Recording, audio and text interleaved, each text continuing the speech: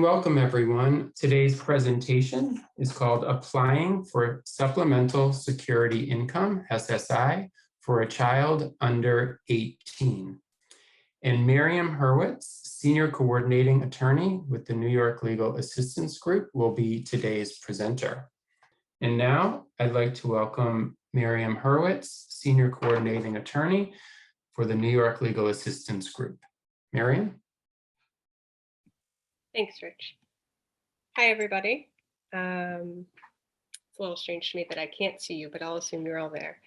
I'm, as Rich said, a Senior Coordinating Attorney with New York Legal Assistance Group. I work in our Disability Advocacy Project.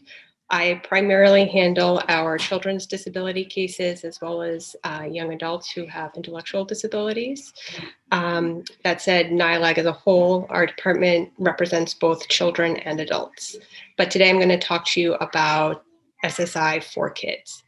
SSI is Supplemental Security Income, and it's a program through the federal government to provide additional financial assistance to children or adults who are disabled, who also meet the income requirements. So the financial requirements for SSI, a child has to be below $2,000 in resources themselves, and then their parents, if it's a single parent household, parent can have $2,000 as well. And if it's a two-parent household, the parents can have $3,000. So you would take the children's $2,000 plus either the $2,000 or the $3,000 for the parents. Any other siblings that are not on the SSI program do not get a financial allowance for resources. There's also an income requirement. Any income that a parent earns by working or through other means, if the parent themselves gets a SSI, they're getting unemployment, things like that that are unearned income. All of that money is deemed to the child. Deeming means they count a portion of it as belonging to the child. So depending on how many people are in the household and the type of income will determine whether or not a child could be eligible for SSI. You could have two families that earn, where the parents earn the same income, but depending on the family size, meaning maybe how many other kids are in the household and how many parents, a specific child may or may not be eligible for financially for the program. And I should also note that the immigration status of a parent is immaterial. If a child is either a US citizen or has certain very particular immigration status, that child can be eligible for SSI. A parent's immigration status does not matter at all. So if you are not documented, but you have a US citizen child, your US citizen child is still eligible for SSI as long as they have the disability and the financial requirements met. So the other part of SSI, as I said, when you're a child, is that you have a disability. If you're over 65, your disability status doesn't matter. But as a child, you need to have a disability. And if you're in part of Include, it's very likely that your disability is prevalent in the school setting. So your child likely would have an IEP, and have a school-related disability, but it does not have to be that way. You could also have SSI for conditions like asthma, a heart condition.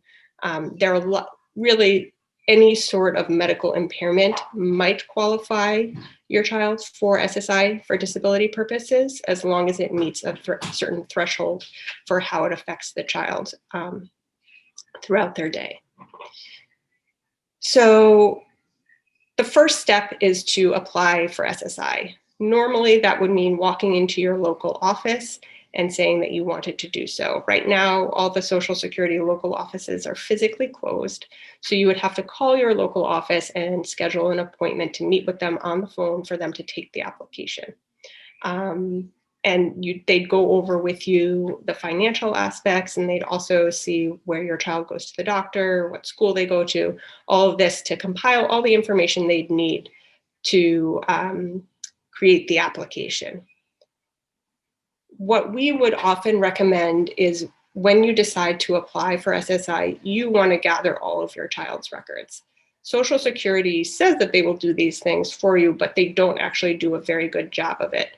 And the whole application, really the disability portion, is going to be based on those records. So if your child has an IEP, you want to collect the last few years of IEPs from the school, any psychosocials, psychoeducationals, if they get speech and language, those reports, OT, PT, whatever it is that can help bolster your child's case. Perhaps your child gets outside therapies, you would want to collect those records. Also mental health records from their pediatrician, any sort of record that can speak to their disability, you're going to want to collect. So that once your application is in with Social Security, the next step is that an agency called OTDA, Office of Temporary Disability, will receive that application. And they are the New York State agency that processes these claims on behalf of Social Security. And so once your application is in, you will get a letter from OTDA, and it'll have an analyst's first initial and their last name on it, as well as their phone number.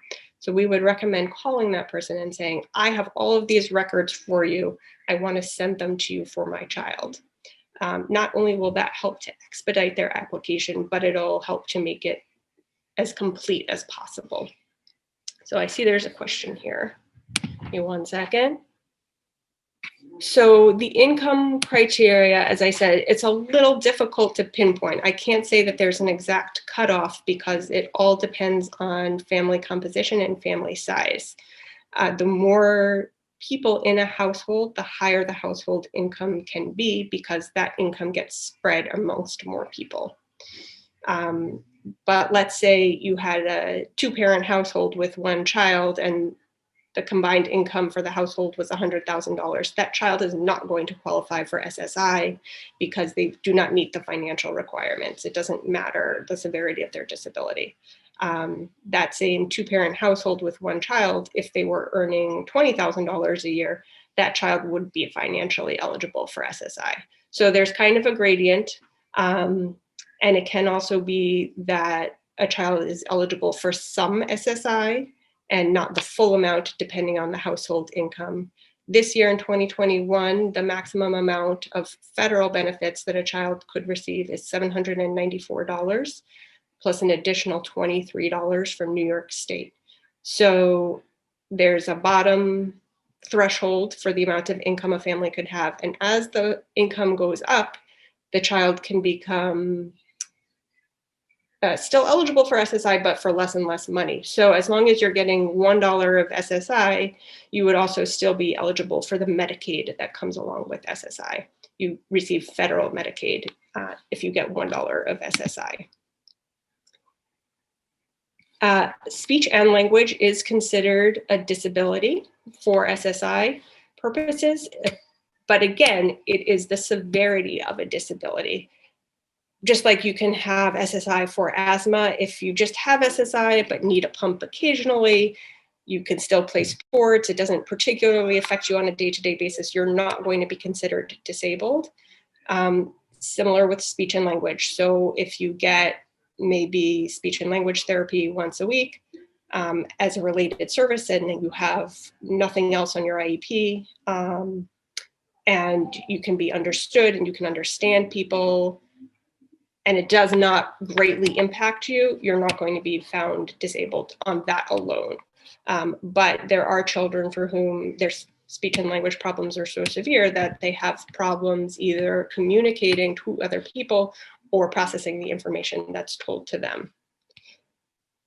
If there is no income in the household, then yes, a child would qualify financially for SSI as long as you also meet the resource requirements, which would be $4,000 for the family if it's 1 parent and $5,000 if it's 2 parents.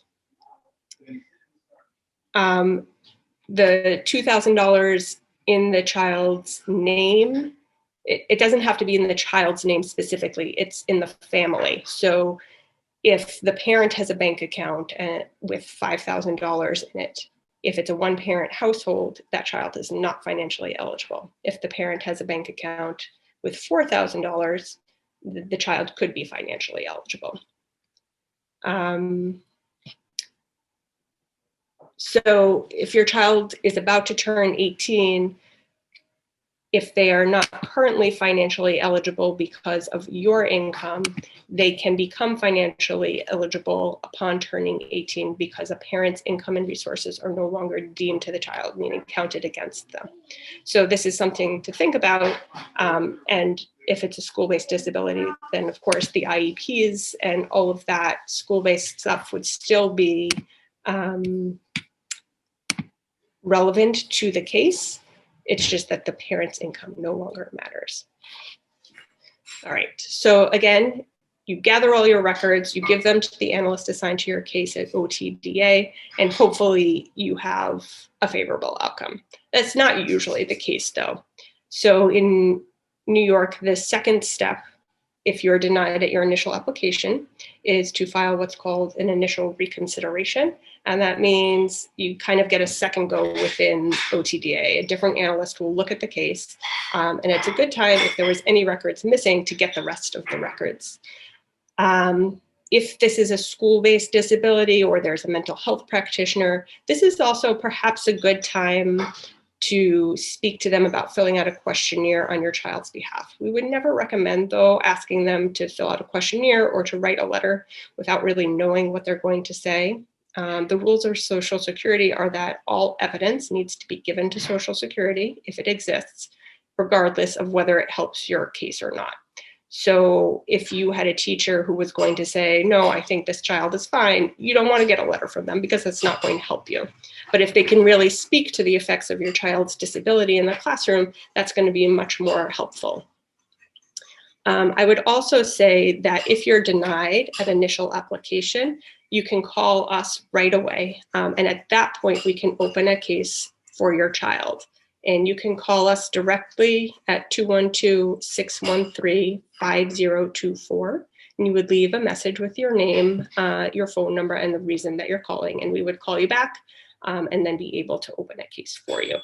The earlier you let us know about a denial, the easier it is for us to help you.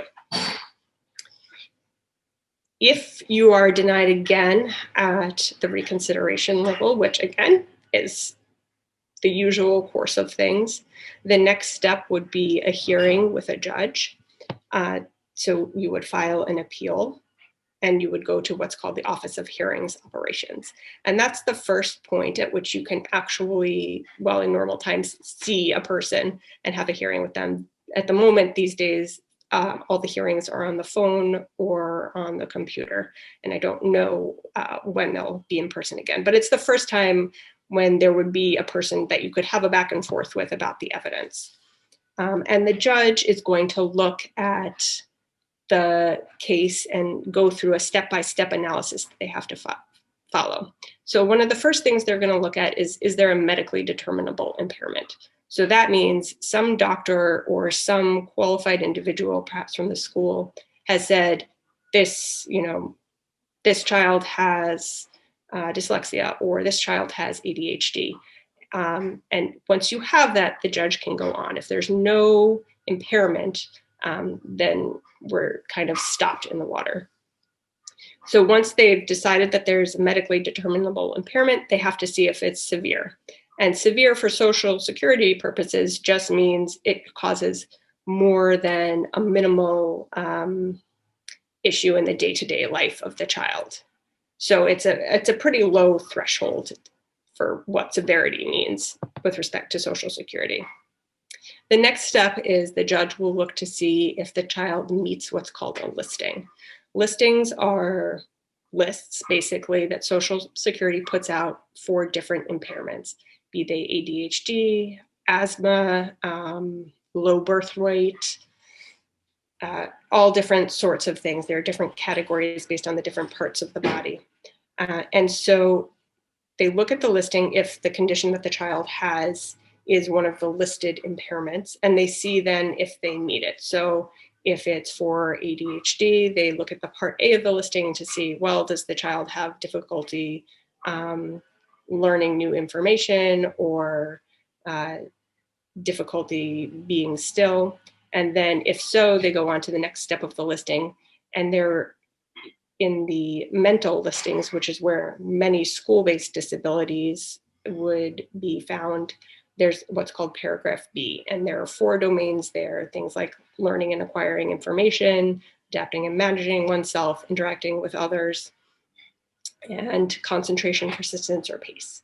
And the judge is going to look and see if a child is marked in 2 of those domains or extreme in 1. And marked, also kind of wishy-washy in what it means, but it means more than a moderate impairment. So they have a significant interference in their day-to-day activities in this domain. So they would need 2 marks or 1 extreme. So let's see, there's some more questions here. The IEPs should be the most recent IEP, but I would also go back at least 1 year before your application. So if you apply now, you'd want your 2021 IEP and your 2020, and I would also get the most recent triennial that you have, because that'll have the most comprehensive testing. So for autism, it could be a less severe form of autism, but it could still create problems. So with respect to severity of autism, it's kind of they look within the mental listings where also autism would fall at the same severity level. So the same 4 domains. So it's if you have the certain features of whatever disability it is that they're looking at, if you have those, then they go on to the paragraph B, and look at those 4 domains. If a child does not meet one of those listed impairments, they could still be eligible for SSI, because Social Security realizes that a kid might not have one of those listed impairments, but they still might not be able to function the way their same age peers can function day to day. And so they have what's called functional equivalence, which is another way for children under 18 to obtain SSI that's not available to adults. Let's see, if a child has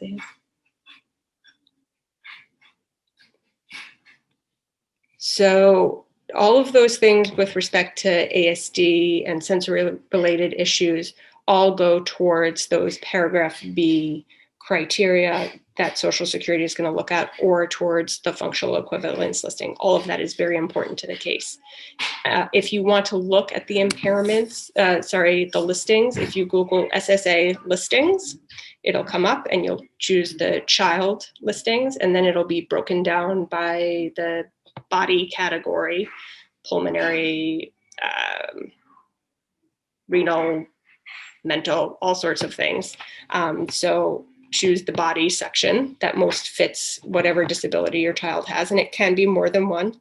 And then within that, you'll see a list of the different impairments, and you can click on them and it'll show you the different things you would need to meet.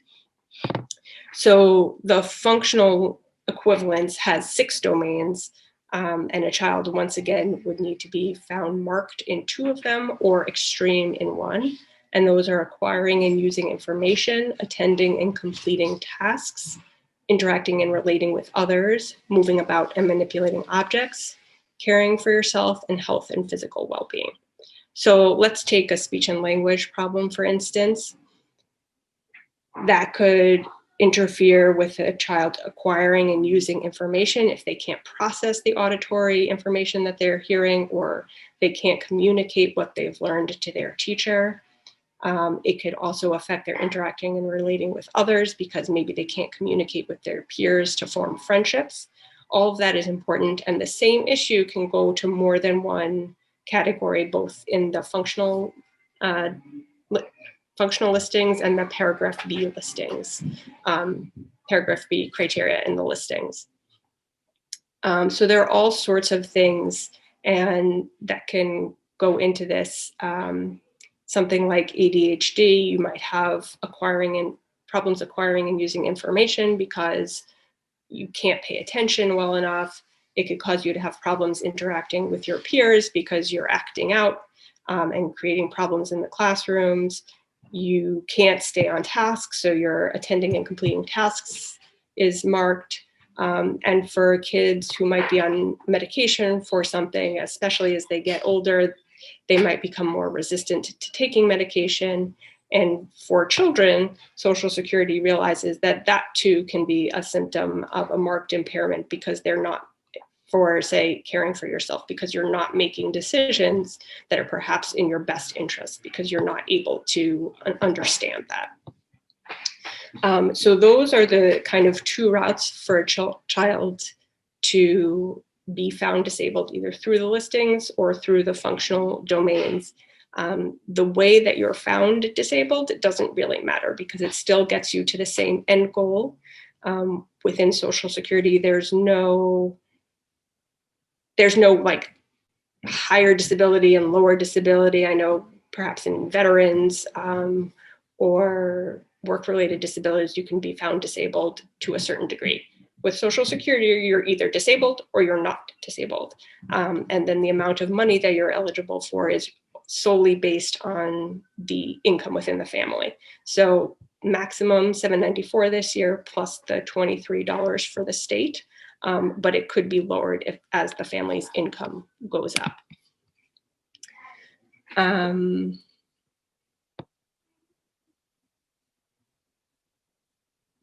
So yes, they can take away Social Security if a family goes over a certain amount of income.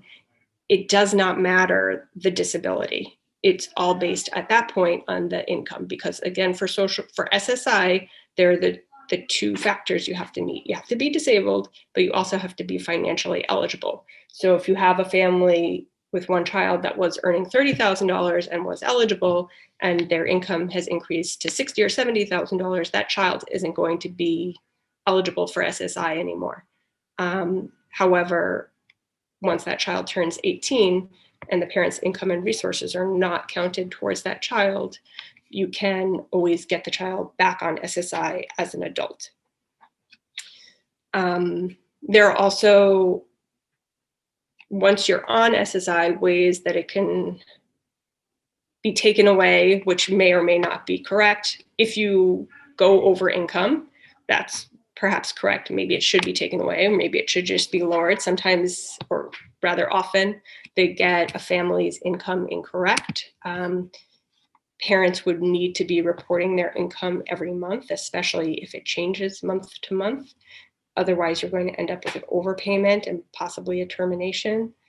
You also need to make sure that your resources stay where they're supposed to be.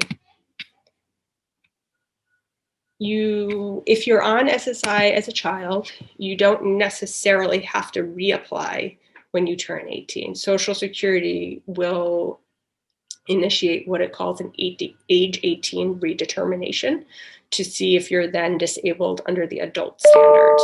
So there's no longer those functional equivalents. The listings are basically the same. So if you are found disabled under a listing, there's a good chance that you would still be found disabled under a listing. But there is a new step that enters the process where Social Security, they no longer care if you can, not play soccer like the other kids. They care if you can work or not work. And that means any job in the national economy, not whether or not someone will give it to you, but just if you could perform a job, if someone gave you the job. So they do reevaluate a child at 18 to see if they're still disabled under the adult standards. And again, if you have a child currently on SSI and that happens and they say your child is not disabled, that's another time where you should call us right away. We can open a case and try and help. It's best if we can get involved. The earlier we get involved, maybe we can stop it at the reconsideration stage and not have to go to the judge stage. So we always like to get involved as early as possible. So if you move between states, there is no difference in eligibility criteria because it's a federal program. You just need to tell Social Security that you've moved, because you always need to change them about, tell them about any sort of change in living circumstances. The only difference will be the state supplement. State supplements vary by state. In New York, a child can only get $23 a month because they're always going to be living with others. It's not necessarily harder to get SSI at 18 or older if you didn't have it as a child, because many children could be eligible for it disability-wise, but they're barred from getting it because of their parents' income. So it really does not make a difference. The only thing that I would say to look out for is if you have a child who has a disability from the time they're a child, but only becomes eligible financially for SSI from the time they're 18, is you're going to want to make sure that you have proof, as if you apply after the child is 22, that they were disabled before age 18, because that can lead them to be eligible for a different type of benefit called Disabled Adult Child Benefits, or DAC, wherein they can collect on a parent's work record, just like the parent could collect retirement or Social Security disability, which is not a needs-based program. You pay into that just like you do for your retirement. If a parent has paid into that program and is collecting either retirement or disability, or passes away, then the child could become eligible for benefits on that title, which may be higher than the SSI limits for monthly payments. But you do have to prove disability before age 22.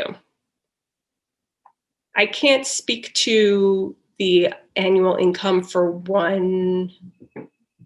having one child, because you also have to know the other number of other children and number of other parents in the household. And then there's a chart you have to fill out to kind of do the math to see. So I'm sorry, I can't answer that right now. But if you apply, Social Security can certainly tell you if you're eligible or not, or you could call us and we can look at that chart for your specific purposes. From the time you apply till the time you get a decision, it could be a few months. There's no standard. It can depend, because Social Security can also send your child for what are called consultative examinations, which are examinations with Social Security paid doctors if they feel they don't have enough evidence in your case. A bank savings account is not income. That is a resource. For Social Security, money is income in the month it's received, and then thereafter it's a resource. If you have older children in the home who are working, they are not counted towards your income. If they are over 18, they're their own people, and a sibling's money is not deemed to another sibling. SSI, if you get even $1 of SSI, you also get federal Medicaid, and Medicaid is what would pay for medical expenses. The monthly SSI of a child can be used for all sorts of purposes. It can be used to help the family pay for rent, because a child should not be homeless. It can be used to, if you have a child with maybe a gross motor disability and you want to pay for gymnastics or dance class to help strengthen that, you can do that. For tutoring, they need special food, you could use it for that, to buy them clothing. Whatever needs the child has, their monthly benefits can be used for. If they get benefits after a hearing, chances are they'll also have retroactive benefits. Once you're found disabled, you get benefits back to the month after your application. So even if it's taken you 6 months at the initial process to be approved, you get a number of months of back benefits. And those back benefits go into what's called a dedicated account, which is a special type of account. And the money in that account can only be used for educational or disability related purposes, unless you get special permission from Social Security first. So the dedicated account funds, generally speaking, cannot be used to pay monthly rent, where monthly benefits can. However, if a family needs to move out of the shelter system and secure an apartment, or is in danger of being evicted from their apartment, they can ask Social Security to use that money to avoid being homeless or to obtain housing. And usually Social Security would say yes, because they have a strong interest in the child having stable housing. So for SSI, even if your child was born with a disability, unless you applied for them right at birth, you can only get disability benefits from the time of the application. even if the onset date of the disability is before the application. Again, I can't answer right now if there's, just based on the household composition and the income, because I would have to go through a chart, which I can't do at the moment. And so, yeah, hopefully, if you decide to apply, if you think you're financially eligible for your child and they're approved, then again, the monthly benefits can be used however you see fit, as long as they are used for your child. And Social Security might ask you how you've been using them. So it's always, especially with the dedicated account. So it's a good idea to keep records. And then the dedicated account funds, let's say you want to buy like a computer for your child, that's for their education, or they need special braces for their legs. You can use that money to do those sorts of things. Are there any other, let's see, is SSI counted towards parents' PA? No, usually an SSI individual in a household is like called blind for PA purposes. They're not counted either way. If you own a home, so long as you live in the home, it is not counted as a resource. So if you own your apartment here, if you live there, it is not a resource. But if you live here in either a home that you rent or that you own and have another property in another state or in another country, that is a resource, and you should always tell Social Security about it. It is often a problem if people apply and either don't mention that they have property in another country or forget about it, and then they will always find these things, and then it'll come back as an overpayment and a termination and a big problem for you. A child can be a day old when you apply for them. A lot of children can get SSI from birth for what's called low birth weight, which is a very easy sort of disability to be granted under because it's just based on numbers. So if you meet those specific numbers, then you get disability. Other things might be harder to know about from birth unless you have perhaps a profound congenital birth defect.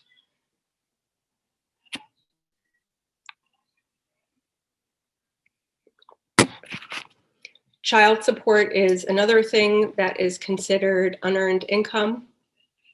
Social Security has a specific way of counting it.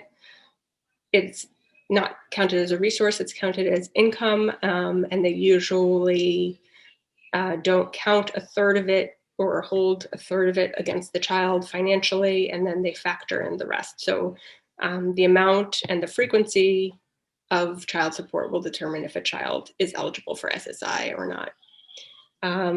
Receiving SSI should not affect your taxes.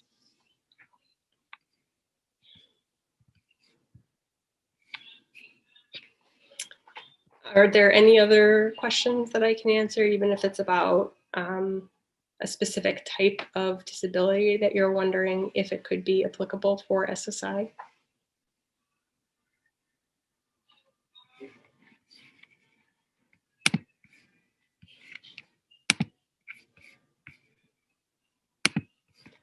Okay, and again, so we at NILAG not only do children's disability cases, but we also help adults. So if you think that you are eligible for either SSI or SSD based on a disability and you apply and are denied, you could also call us at the same number regarding your own case.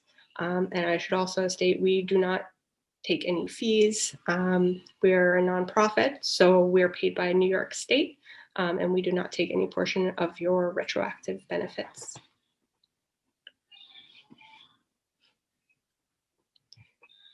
If you collect rent for an apartment, okay, so any money that you earn, whether it's on the books or off the books, you need to tell Social Security about. So if you're working off the books, Social Security still needs to know about that.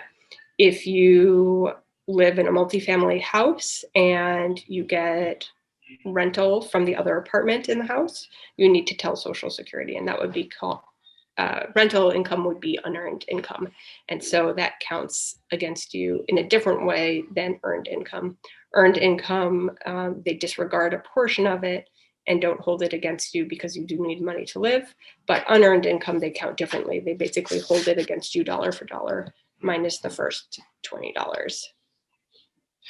Yes, you can receive SSI for an audio processing disorder. Again, it's based on the severity though. So let's say that leads to marked problems in acquiring and using information and also interacting with others. You could get disability, yeah.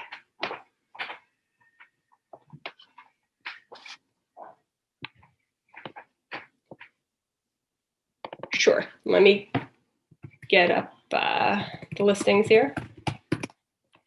So if I'm looking at the listings, I'm going to go to the child listings, which is called Part B, and I'm going to go down to 112.00 mental disorders, and that's encompasses many things that we might not think of as mental disorders, but that's how Social Security categorizes them. And autism spectrum disorder is under 112.10. So if we look at that, the Part A, like the details of the autism that someone would have to have, you'd have to have qualitative deficits in verbal communication, nonverbal communication, and social interaction, as well as a significantly restricted repetitive pattern of behavior, interests, or activities. So if you meet those two things, then you go on to the next paragraph, paragraph B. And paragraph B is the same for most of the 112.11 listings. So the four domains it looks at are understand, remember, or apply information, interact with others, concentrate, persist, or maintain pace, and adapt or manage oneself. So you would need two of those to be marked or one to be extreme. Oftentimes with autism, perhaps there's an inability, a marked impairment in interacting or relating with others because you have trouble forming those social connections, either with peers or adults. Maybe problems adapting or managing oneself if you have a lot of stimulation needs. If some children with autism do things that can physically harm themselves, and also depending on the autism, maybe problems learning, so understanding, remembering, or applying information. And while this applies to autism, it can go towards many other things, be it depression or PTSD, ADHD. Those same four paragraph B things are going to come up again and again in the mental listings. Kids and adults would get the same amount of money for Social Security. It's the $794 is the maximum for SSI. But again, where a parent's income is deemed to the child, if an adult, a child's income, it cannot be deemed to an adult, but an adult, if they are married, their spouse's income is deemed to them. So if your spouse is working, they are going to look at what your spouse is making to see if you are eligible for SSI. If both a child and their parent are eligible for SSI, they're both probably going to get the same amount of money. If you're eligible for SSI, then they don't hold that income against your child, really. It's too low to affect anything. Yes, a child who has SSI can still do summer youth. They should report the income, but there's a certain amount of money that students can earn without it affecting their SSI. So that should not be a problem. But again, report all income always to Social Security and do it on a monthly basis. And any changes in the household, if someone moves out, if someone moves in, because all of that will affect the household composition and the financial eligibility potentially.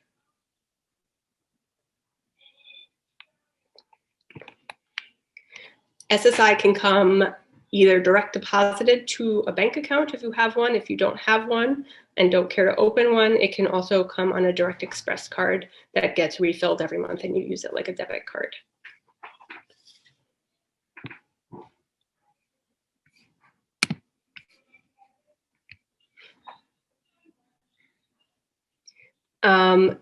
So someone asked about an SGA wage threshold and income impacting SSI. SGA is not for deeming purposes. SGA means substantial gainful activity, and that is only for a person who is on SSI. So if we're talking about a child, most likely they are not earning SGA. If they are not disabled. But if you're talking about how much a parent has to earn to tip the scale to the child not receiving SSI, there are charts which we could look at quickly. They're not online though, I have them. So if you had a question as to whether or not your child could receive anything, you could always call us and we could go over the numbers with you.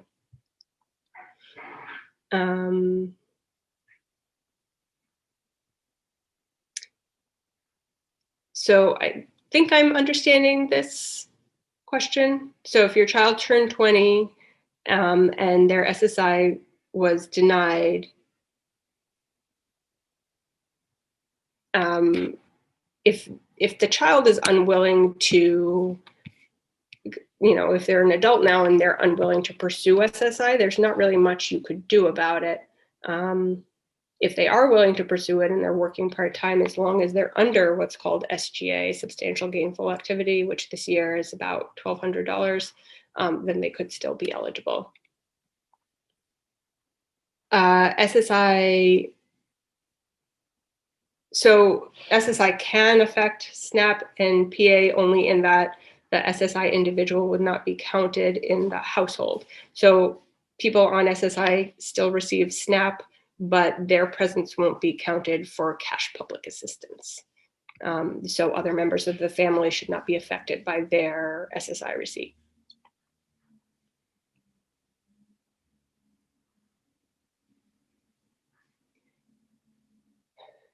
Yeah, so if anybody gets money, it's kind of a problem for us for SSI. So if you get $5,000 to buy a mobility device, the best way to go about that would be to have whoever is giving this $5,000 buy it directly and never give the money to the family. But it seems like that already happened. So depending on who this money is from, it could be a charity, and so it may be exempt. I can't speak to the specifics at this point in time without knowing everything.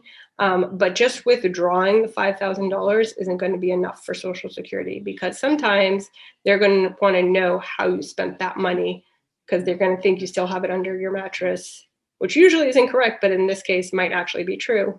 And so, you might need to provide proof of purchase to how the money has been spent, or depending on how many people are in the family, the benefits could be terminated if they're over the resource limit with the $5,000.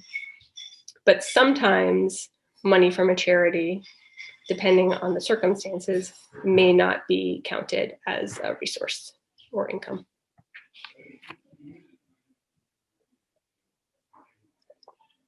I am not a public assistance expert, so I just know that if you had a child who was receiving SSI, the parent could still receive cash assistance, probably as a household of one, but the SNAP case would probably still be a household of two. But I can't speak to the specific amounts that you would get.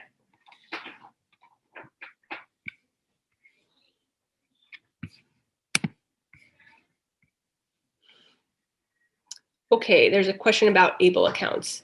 An ABLE account is like a 529, which is a college savings plan, but it's specifically for people who became disabled before age 26.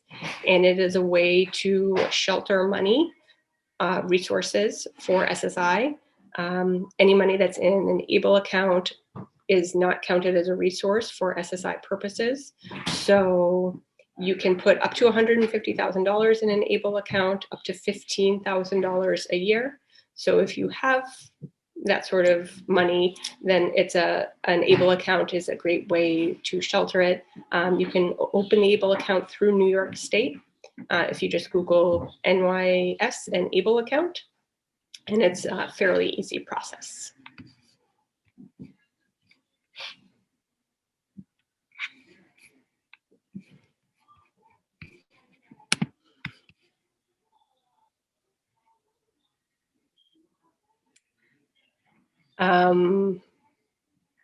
By pull-ups, do you mean like the diapers?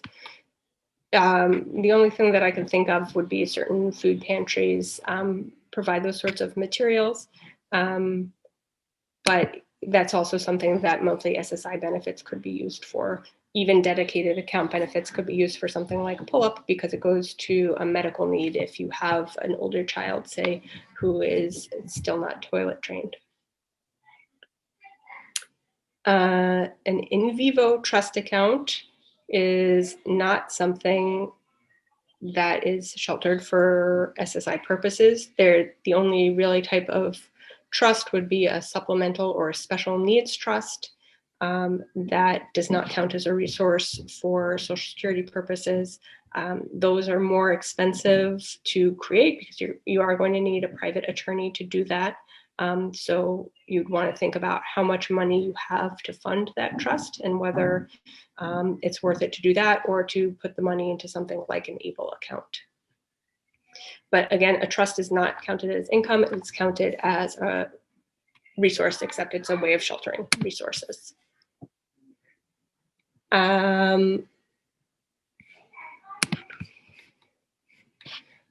there any other questions that I can answer? Take a moment and think about it, because it's a complicated topic with lots of intricacies.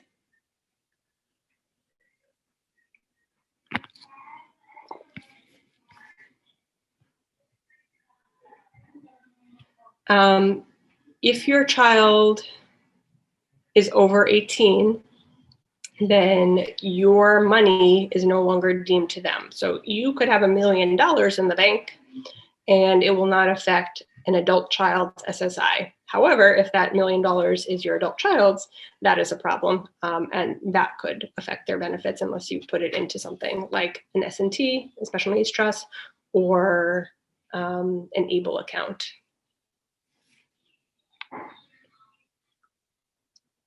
An inheritance would be income in the month received and a resource thereafter. So if you're going to have a significant inheritance issue, it's best to speak to an estate planning attorney and craft a will in such a way so that any money for your disabled child would go directly into something like a supplemental needs trust and never pass into their hands. And that way their benefits will never be interrupted.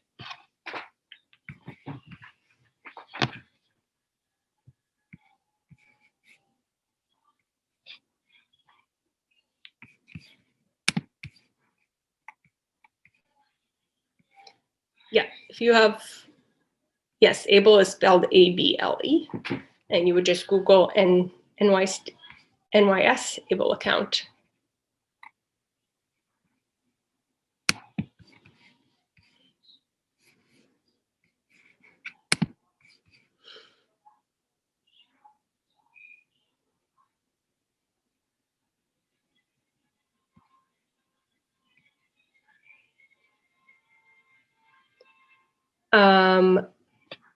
So guardianship, you would only have guardianship over a child who's over 18.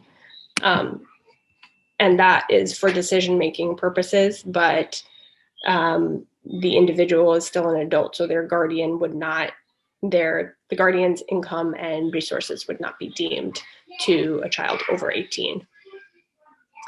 You can apply for your child for SSI by calling your local Social Security office. If you don't know which one it is or where it is, if you Google SSA locator, you can put in your zip code and click I need other services, and then it'll show you the address and telephone number of your local branch, and you would call them and make an appointment. We do not help with applications. We do have a program at NILAG called Legal Health. So if your child is seen at one of the participating hospitals, you could try and make an appointment through the social workers there. for help in completing the application. I personally wouldn't recommend paying someone to complete the application. It's not really worth it. And I don't think you're going to end up with any sort of better outcome. The place where you want to turn to get help is after you've been denied, because it's at that point that we can do the most to help you.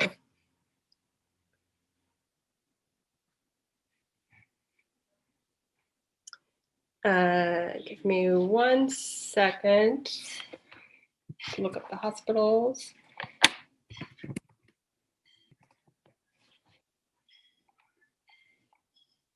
So if you go to legalhealth.org, which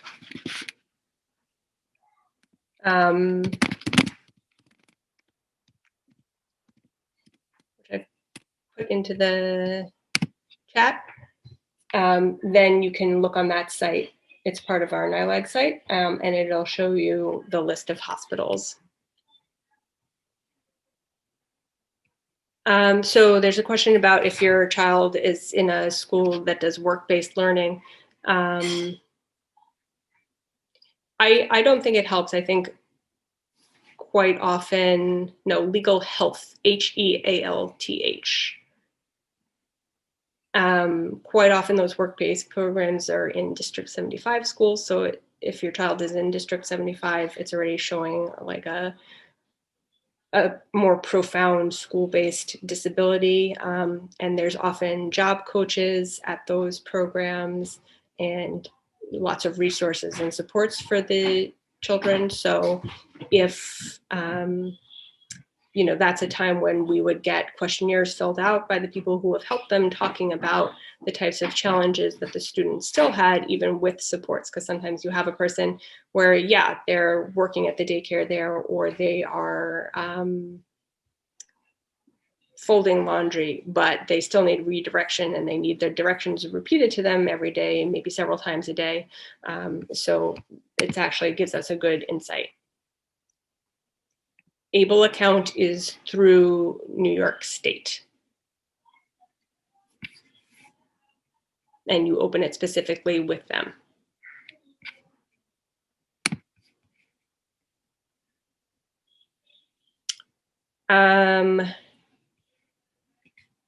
Guardianship forms, I'm sure you could get them from the court. This is not something that I would do, but you could call our general intake line, which is 212-613-5000. And you could say your name and your phone number and that you're calling about a guardianship question, and you would be directed to the appropriate person. Being in a District 75 school does not automatically qualify your child for SSI. They still need the marked impairments in the 2 domains, or extreme in 1. But it is usually a good indicator of the severity of the child's disability. And we would use that in formulating our case for a judge or for the state agency. Thank you all very much for attending. And again, if you have specific questions for us, or you've applied for your child and they've been denied, or for yourself for that matter, just call us at 212-613-5024, and we'll get back to you as quickly as we can. Thanks.